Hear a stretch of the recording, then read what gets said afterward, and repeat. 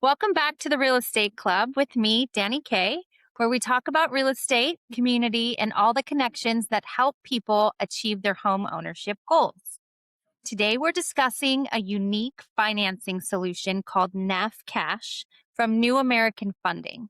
If you've ever wondered how buyers can compete with an all cash offer in a competitive market or in a situation where they have a house to sell before they can buy a new one, you're going to want to hear this.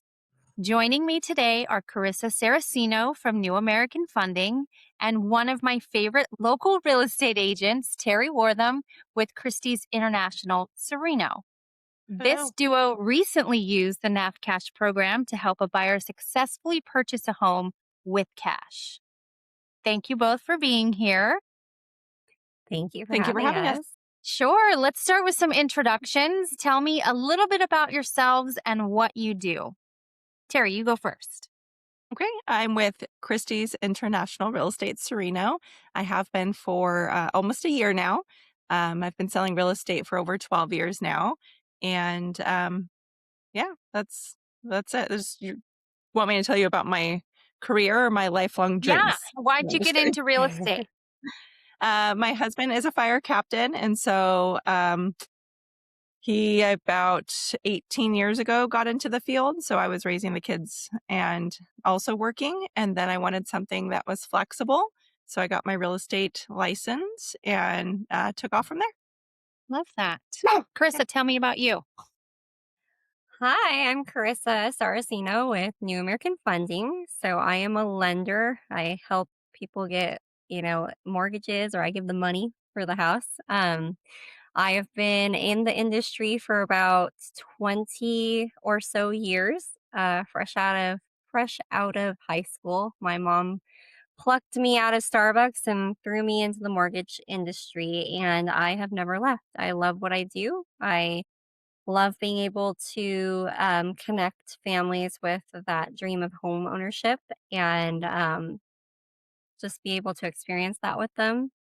I've got two little girls, and they keep me busy. I'm a single mom, so when I'm not running numbers and working on my social media, then I am chasing my kids around. Yeah. That's always fun, right? Yeah, so And how much. did the two of you meet? You Been a want to long take this? time. Krista, do you have that memory stored? I think, through mutual friends. Initially, it had nothing to do with real estate or mortgage, just through mutual friends. And then we formed a friendship. We actually were looking for our homes at the same time. Mm-hmm. And and then of course through friendship, naturally it made sense to work together because we enjoy each other's company and work ethic. Oh, I love that. Okay, we're going to start to dig into NAF Cash. So we're going to start with the basics. Tell us exactly what is NAF Cash, Carissa. So NAF Cash is a program specific to New American Funding, where New American Funding actually will buy the home for our buyer. So our client comes in and say that a perfect example would be that they have a home that they want to sell. We all know that it's a little difficult sometimes when you're writing a contingent offer based on the sale of your home to get that offer accepted. So, New American Funding came up with this idea. They have this amazing program where they basically will go in, buy that home cash for our buyer, and then the buyer will turn around and buy the home back from New American Funding after that home has already closed. So the seller is not waiting on the buyer's home to close or for those funds to come from elsewhere to be able to close. We can close quick and easy, and then the buyer can go on and work on their loan and buying the home back from New American Funding after that closing has happened. That's awesome. And I mean, that's why cash offers are so appealing, right? Because it shortens the timeline and the seller doesn't have to wait around for somebody to sell a house in order to close on the house they're purchasing. That's awesome. Exactly. Have you been in situations, Terry, where your buyer has lost out on a deal or beat out by an all cash offer?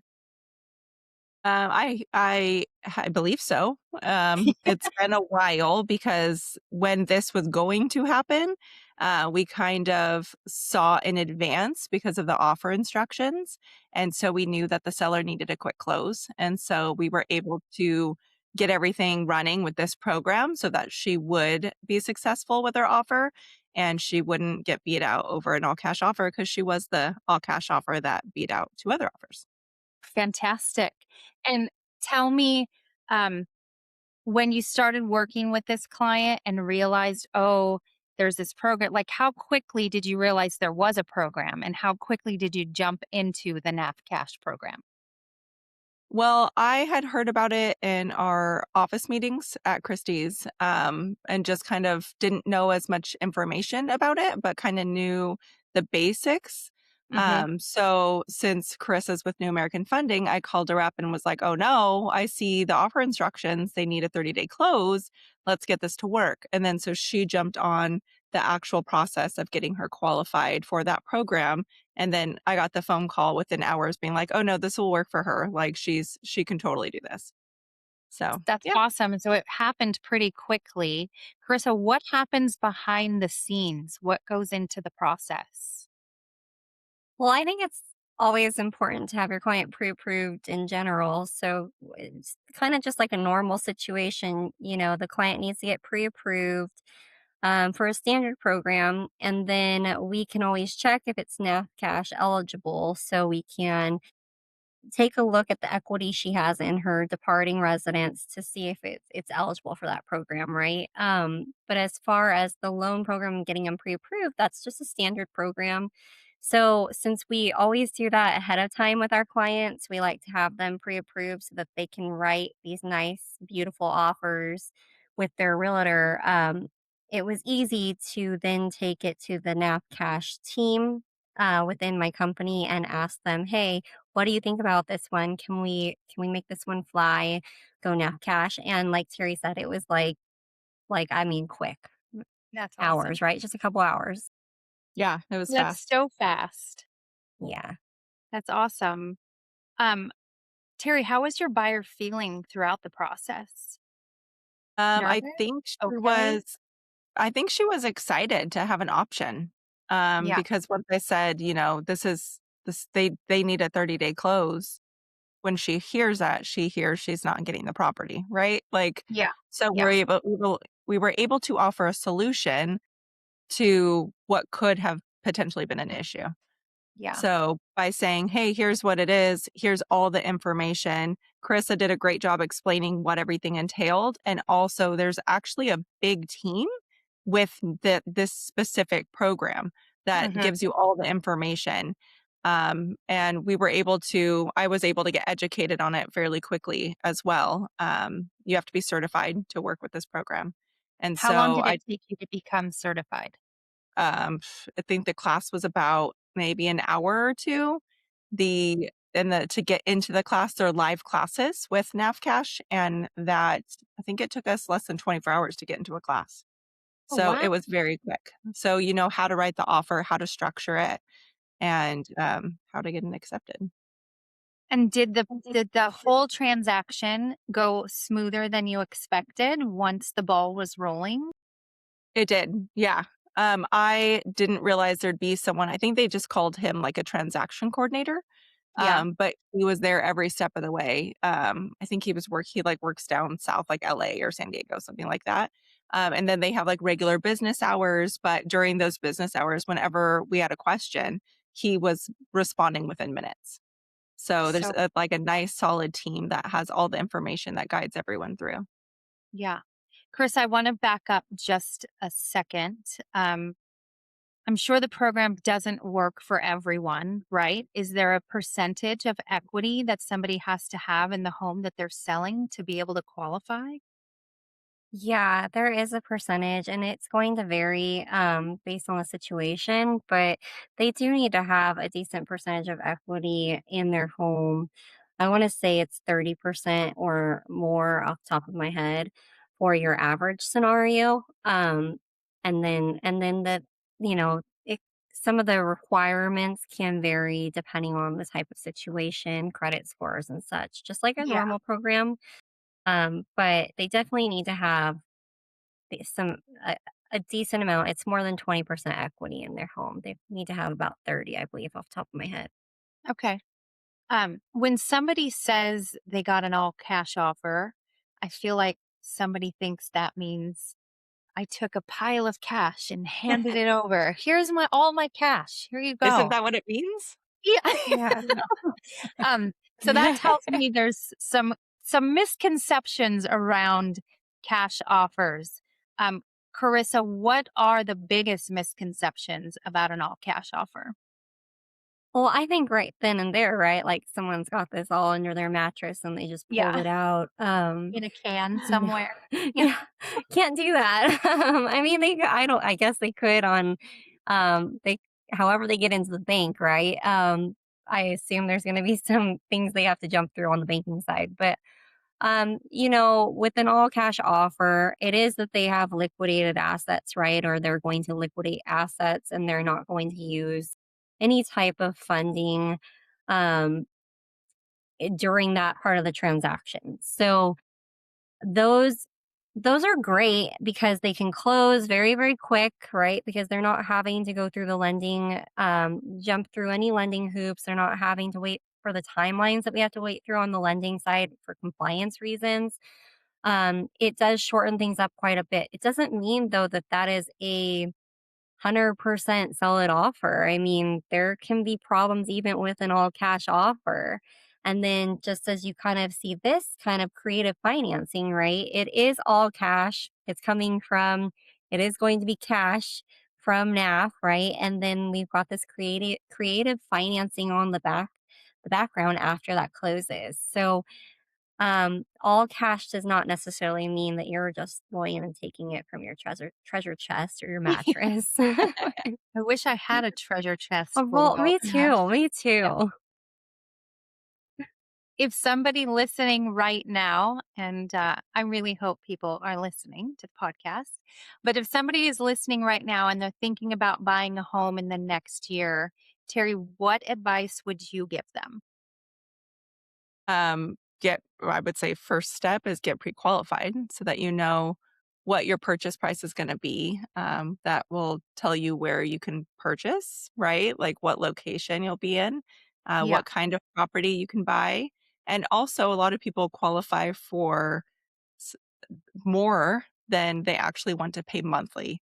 Hmm. So that's always a deciding factor for a lot of my clients who are payment sensitive. Sometimes they qualify and they're like, oh, well, let's actually stay in this range because this is where I want my monthly payment. So I would say get set up first.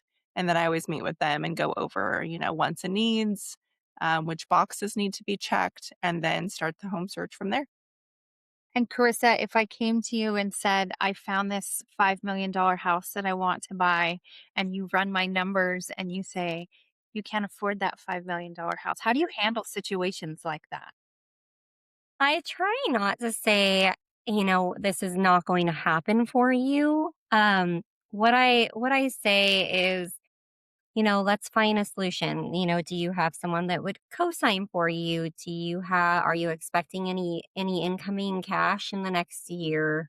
Um, bonuses, RSUs, an inheritance, um, we go through all these options. It's more about finding a solution. And if it's not right now, it's just when, right? And I usually like to give all of my clients a roadmap because if you don't if you jump in and you're looking at houses and you have no clue what the payment's going to be, how do you even get started, right? Yeah. You don't Yeah. know what Right. you can afford. How do you get started? Yeah. So it's a good roadmap, teaching them how to kind of reminding them to go back to creating a budget. Is probably a good thing. A lot of people don't do budgets anymore. And if you create a budget and then pay yourself first, Hmm. right? So after you have your bills of living, before you go and buy an electric scooter or I don't know, concert tickets, whatever is going on right now, make Targeted. sure that I'm you're just kidding. paying, right? Target. I definitely made that Target run right now. You pay yourself the 500 or whatever your agreed whatever you've agreed or committed to yourself, you're going to pay yourself that. And then what's left over is your fun money. Yeah, we've talked about budgets. I think a month ago we talked about budgets. I can create a budget all day long. It's sticking to the budget that I struggle with, but Yeah, I'm sure I'm not alone in that. definitely not. Um, let's have a little bit of fun and do a quick round of rapid fire questions. I want the first answer that comes to your mind, and I'm going to ask Terry her questions first, and then I'll switch to Karissa. Ooh. Terry, what's your favorite part about helping buyers? Um, it's going to be super cliche, but it's handing them the keys. The Yeah, hugs, the happiness. I feel like towards the beginning is like the angst, right? The nervousness, it's like an the emotional roller coaster. exactly. Yeah, it's uphill, downhill. Like it can be fun and also a little crazy, but to Yeah, actually have the end game and get them a closing present because everyone loves gifts, right? So you give them the gift, give them the keys, and that moment is what makes everything worth it. That's literally my favorite. I love that. What's been your most Mm. memorable transaction? Oh, um, I had a client who I helped purchase. This is not like a fun memory, but it's very memorable and it was exciting. And the fact that we were just casually hanging out and she mentioned um, defaulting and she was almost in foreclosure.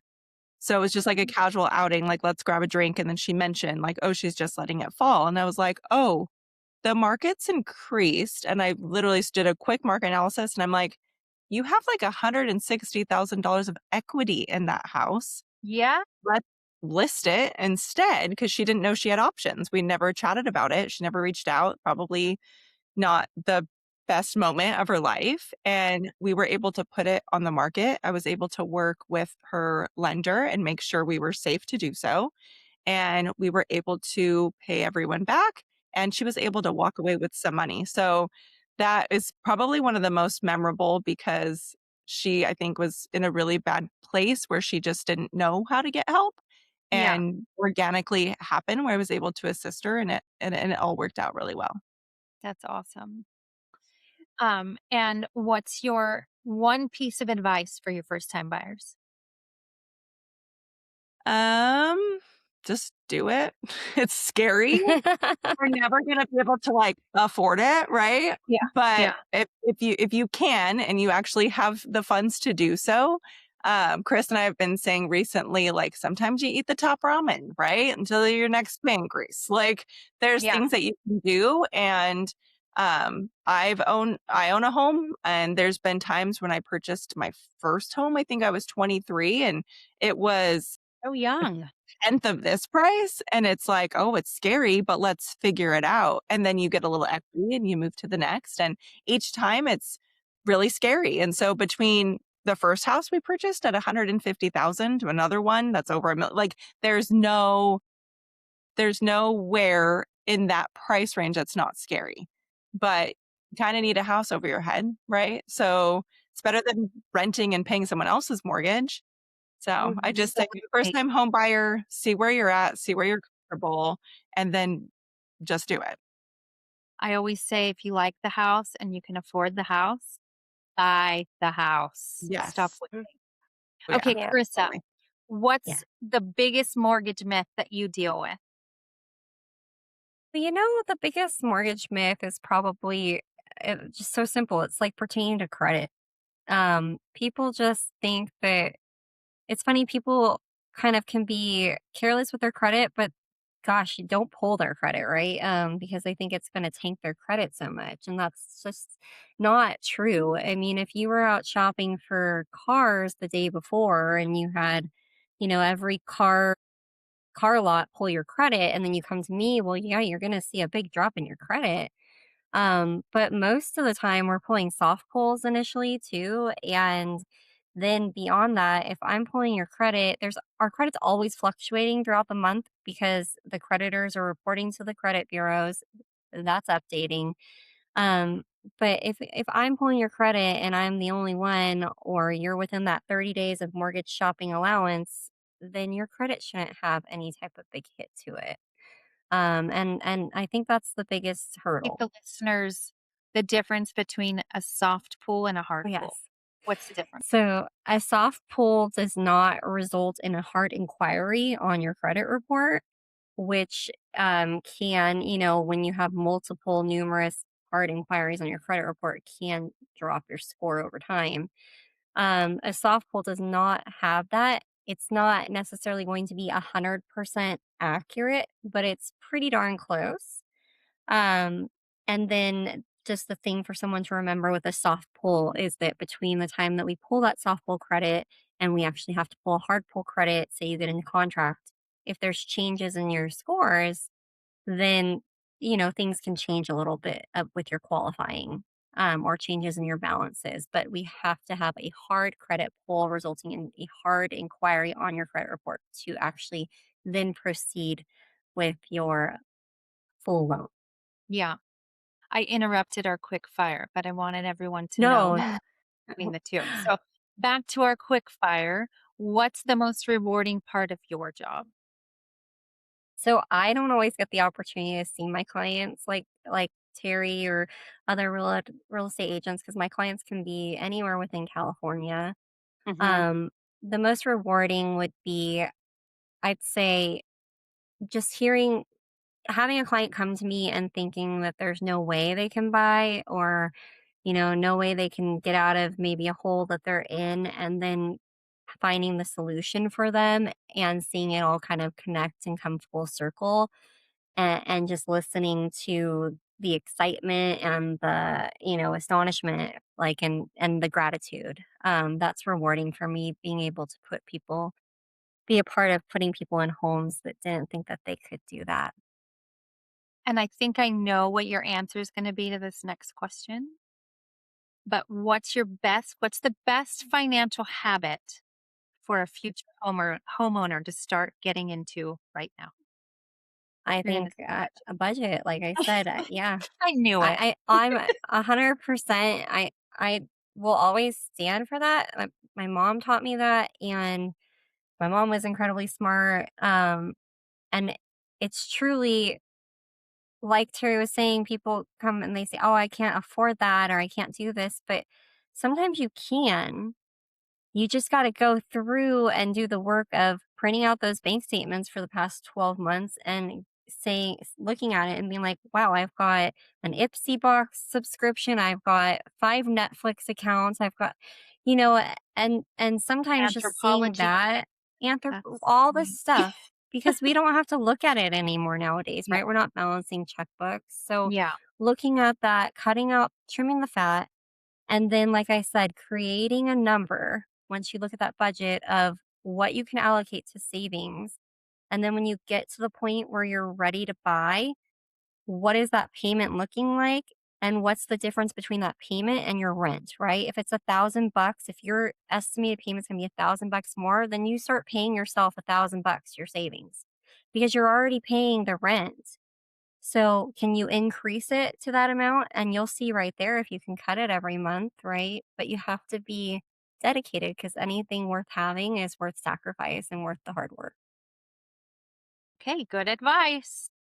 Terry, if your client was with us right now, what do you think they would say was the biggest benefit of using NAF Cash? Getting their offer accepted, getting the home. Um, yeah, that is they had multiple offers, and, we were not the highest, nor could we compete to be the highest, and, we had a quick close, and the fact that we were able to lessen our contingencies a little bit.